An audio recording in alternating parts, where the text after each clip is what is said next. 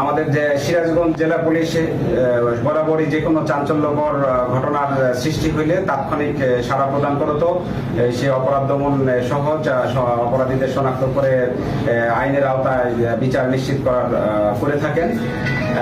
গত ৩/৬/২০২৬ তারিখ বিকাল ৫:৩০ ঘটিকার সময় আমাদের রায়গঞ্জ থানার বাংলাশী ইউনিয়নের কালিঞ্জা ব্রিজের কাছ থেকে জনৈক রাসেল নামের একজন অটো চালকের অটো কতিপয় ছিনতাইকারীরা প্রথমে ভাড়া রিজার্ভ করেন। এই ভাড়া রিজার্ভ করার পরবর্তীতে এক পর্যায়ে তাকে ধারালো চাকু বা অস্ত্রের ধারালো ছোড়া এরকম অস্ত্রের দ্বারা ভয় দেখিয়ে তার অটোটা ছিনতাই করে নিয়ে চলে যায়।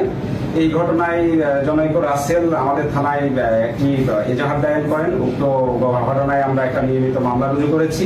এই মামলার রুজু করার পরপরই আমার ইন্সপেক্টর তদন্ত সহ জেলা পুলিশের অভিভাবক জনাব সাইফুল ইসলাম শান্ত পুলিশ সুপার মহোদয় স্যারের দিক নির্দেশনায় আমাদের অতিরিক্ত পুলিশ সুপার রায়গঞ্জ সার্কেল মহোদয়ের হস্তক্ষেপ গ্রহণের মাধ্যমে আমরা অতি দ্রুত এই থানার চৌকুশ টিমে এবং ইন্সপেক্টর তদন্তের নেতৃত্বে প্রথমত আমরা ৩ জন আসামিকে আটক করি। এই ৩ জন আসামিকে জিজ্ঞাসাবাদে এবং তাদের স্বীকারোক্তি মোতাবেক ছিনতাই হওয়া অটোটি আমরা সিরাজগঞ্জ জেলার সদর থানাধীন ছয়াডাঙ্গরা পুকুর চালা দক্ষিণ পাড়া এলাকা হইতে অভিযান চালিয়ে উদ্ধার করা হয় এবং উদ্ধারপূর্বক সেটা জব্দ করা হয়। যার হেফাজত থেকে উদ্ধার করা হয়েছে তাকেও আমরা আটক করেছি। এই পর্যন্ত এই ঘটনায় আমাদের 4 জন আসামি আটক রয়েছে এবং তাদেরকে জিজ্ঞাসাবাদ শেষে আমরা জেল হাজতে প্রেরণ করব এবং এই ঘটনার সাথে আরো সংশ্লিষ্ট যারা আছেন তাদেরকে দ্রুতই শনাক্ত করব।